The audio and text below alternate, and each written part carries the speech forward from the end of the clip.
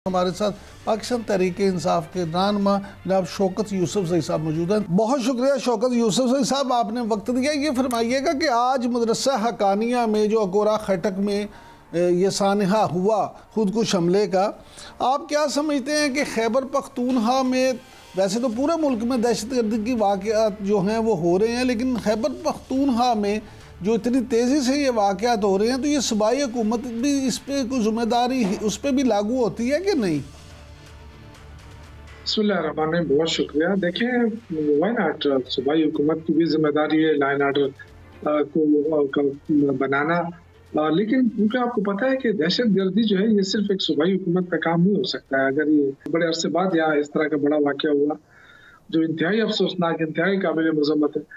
हमारे सिक्योरिटी इदारे कुर्बानी दे रहे हैं, हमारी पुलिस दे रही है, आवाम भी दे रही है, लेकिन जो एक पॉलिसी होती है गवर्नमेंट की तरफ से कि हम दहशत गर्दी को कंट्रोल करने के लिए क्या क्या इकदाम उठाएं, तो एक तो ये कि आपने ऑपरेशन करना है, आपने वो तो फौज का काम वो कर रही है, लेकिन जो गवर्नमेंट का काम है कि जहां से दहशत गर्दी हो रही है उनसे किस तरह निपटा जाए, उनसे कैसे बात की जाए, उनको कैसे कायल किया जाए, उनको कैसे रोका जाए, वो चीज हमें नजर नहीं आ रही। यहाँ से प्राइम मिनिस्टर जो है ना, वो जाके वहां से अजरबैजान और वहां जाके बयान देते हैं कि जी अफगानिस्तान जो है वो अपने उसको रोके और अपनी सरजमीन जो है वो इस्तेमाल ना करने दे। लेकिन हमें क्लियर कट बात तो करनी चाहिए ना। एक खारिजा पॉलिसी हमारी इस हवाले से कोई क्लियर नहीं है। हुकूमत है वो सिर्फ इसमें मसरूफ है कि जी पीटीआई को कैसे क्रश किया जाए और कहाँ उसके जलसे हो रहे हैं उसको रोका जाए। तो मेरे ख्याल से अब सिचुएशन चेंज है और हुकूमत को इस पे बड़ा फोकस करना चाहिए। आज जो वाकया हुआ कोई छोटा वाकया नहीं है।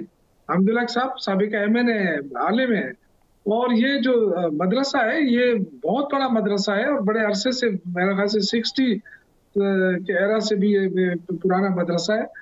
तो इसलिए मैं कहना चाहता हूँ कि जो कुछ हुआ है बहुत बुरा हुआ है और हुकूमत को पॉइंट स्कोरिंग के बजाय कि जी सूबाई हुकूमत ये नहीं कर सकती, सूबाई हुकूमत वो नहीं कर सकती है, अपने जो कमी बेशी है उस पर जरूर तवज्जो दे और लाइन आर्डर पे फोकस करें। इस वक्त कोई फोकस नहीं है।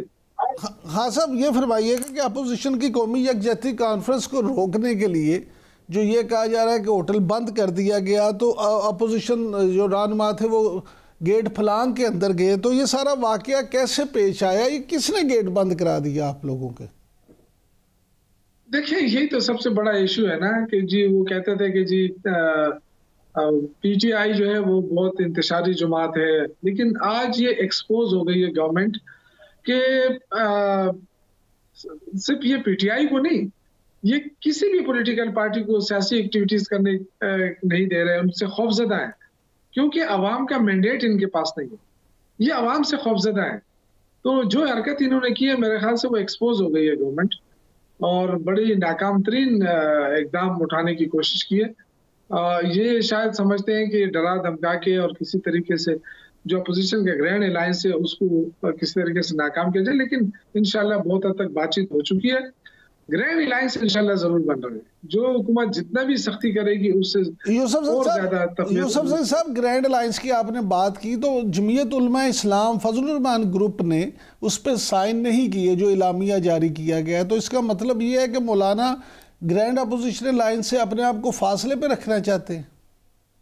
नहीं, अभी तो देखिए, अभी तो ग्रैंड अलायंस बना नहीं है ना, अभी तो ग्रैंड अलायंस नहीं बना है और उनके जो तहफ़्फ़ुज़ात है वो उन्होंने दे दिए हैं, हमारी टीम उस पर काम कर रही है और जाहिर है हमारे भी तहफ़्फ़ुज़ात हैं, तो वो तो हो गए इंशाल्लाह। वो क्योंकि बड़े अरसे तक इख्तिलाफात रहे हैं, उन इख्तिलाफात को कैसे किया जाएगा ये देखना पड़ेगा। लेकिन एक चीज तो है ना कि इस मुल्क के अंदर सियासत होनी चाहिए, इस मुल्क के अंदर जमहूरियत होनी चाहिए, पार्लियामेंट की बालादस्ती होनी चाहिए, रूल ऑफ लॉ होना चाहिए, इसमें तो सारे मुताफिक हैं।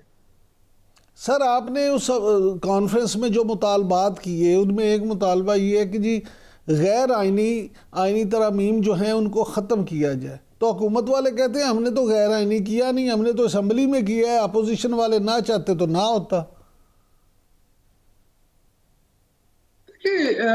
बदकिस्मती है कि जो इस वक्त हुकूमत ने जाली मैंडेट लिया है उस मैंडेट का सहारा लेकर जो आइन का हुलिया बिगाड़ा जा रहा है और सिर्फ उन तरामीम को लाया जा रहा है जिससे हुकूमत का पावर बढ़ सके और जिससे हुकूमत अपने अपोजिशन को कुचल सके या दबा सके।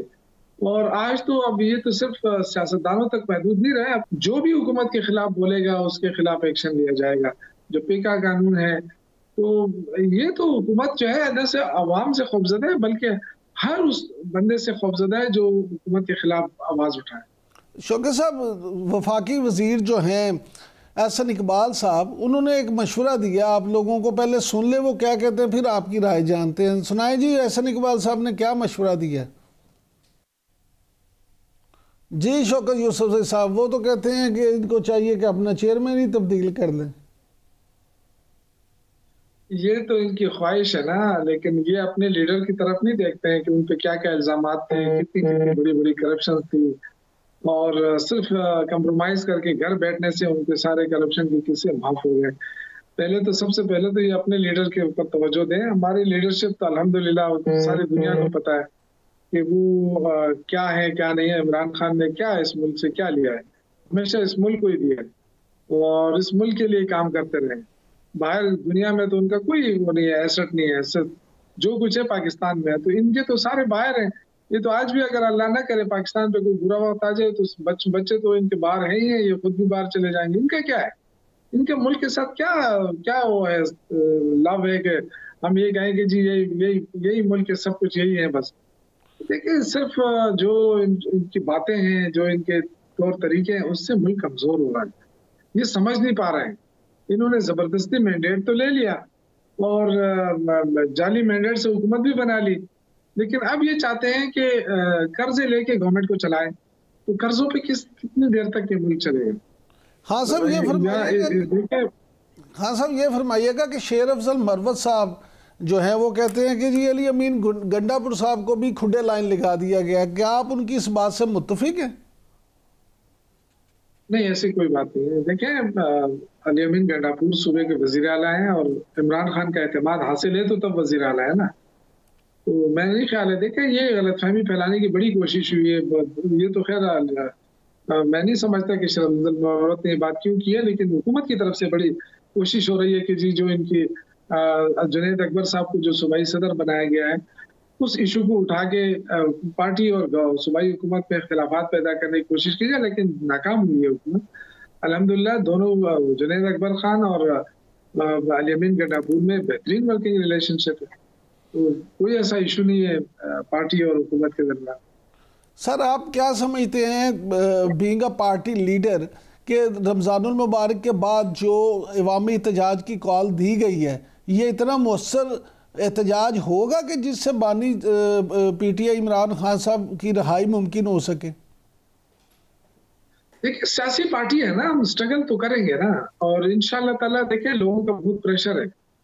हमारी तो कोशिश है कि ग्रैंड अलायंस बने जल्द से जल्द, और इंशाल्लाह उसके लिए कोशिश भी हो रही है। लेकिन वर्कर का बहुत बड़ा प्रेशर है कि जी वो कहते रहे कि जी रमजान से पहले इस्लामाबाद पहुंचे। तो पार्टी ने डिसाइड किया है, कोशिशें हो रही है कि जी अगला जो एहतजाज हो वो ग्रैंड अलायंस के प्लेटफॉर्म से हो। लेकिन अगर ग्रैंड अलायंस नहीं बनता तो हम अपनी स्ट्रगल जारी रखेंगे, चाहे वो इस्लामाबाद जाने की हो या कहीं और जाने की हो। तो पार्टी डिसाइड करेगी और इंशाल्लाह वर्कर आज भी चार्ज है, कोई मायूसी नहीं है। ये हुकूमत की तरफ से प्रोपेगेंडा किया गया कि जी वर्कर मायूसी अब नहीं निकल रहा। अब आप निकलने तो दें ना। आप पंजाब में तो दफा 144 लगा लेते हैं। आप हम कहते हैं मीनार पाकिस्तान पे जलसा करने की इजाजत है, आप नहीं दे रहे। आप कहते हैं लोग निकलते नहीं है, तो भाई नहीं निकलते तो हमें इजाजत देना। क्यों डर रहे हैं फिर आप? एक छोटी सी कॉन्फ्रेंस हो रही थी इस्लामाबाद में, आप उससे इतने खौफजदा हुए कि जी बेचारे होटल मालिक से कहा कि जी ताले लगा दो। हाँ साहब, आपके पुराने साथी और दोस्त परवेज खटक साहब अब वफाकी काबीना का हिस्सा बन गए हैं, इस पे क्या कहेंगे? बस उनके लिए तो ये वो यानी मैं क्या कह सकता हूँ, परवेज खटक साहब को ये अच्छा लगेगा क्योंकि वो तो PTI से तो जा चुके थे। अब उनके लिए क्या ऑप्शन था? और मैं तो वैसे ये जरूर उनसे पूछूंगा कि उनको एकोमोडेट तो कर लिया गया है, लेकिन उनको वो किसकी नुमाइंदगी कर रहे हैं कैबिनेट में? ये जरूर क्वेश्चन होगा, पूछना चाहिए उनसे कि आप नुमाइंदगी किस पार्टी की कर रहे हैं या कौन आप पे मेहरबान हुआ है। ये ठीक है, उनका ये PMLN ने जो कुछ किया है इस मुल्क के साथ, एक परवेज खटक साहब को छोड़े, इन्होंने जो 24 लोगों को लिया है, इतना बड़ा बोझ डाल दिया इस मुल्क के ऊपर। पहले से आवाम दबी हुई है, बेचारी पिसी हुई है, और अखराजात कहते हैं कमी करना है, तो ये अखराजात की कमी है कि आप 24 वज़रा को और ले लें। सर आपकी तो मेरे ख्याल से हुकूमत हाँ सर, पीटीआई के दौर में तो काबीना इससे भी बड़ी थी। वो कहते हैं अभी भी हमारी काबीना पीटीआई से तो छोटी है। नहीं, देखिए हमारी काबीना उस वक्त आप देखें तो हमारे पास अक्सरियत बहुत कम थी। हमने 3-4 इत्तेहादियों को मिलाकर हुकूमत बनाई थी। तो अब तो हुकूमत तो चल रही है ना। अब तो पीपल्स पार्टी फ्री में उनको सपोर्ट दे रही है। अब रह गई है पीएमएलएन और एमकेएम। तो भाई आप जो है, बस इसका मतलब है कि लीडरशिप जो है वो कमजोर है, इसलिए ज्यादा लोगों को लिया जा रहा है।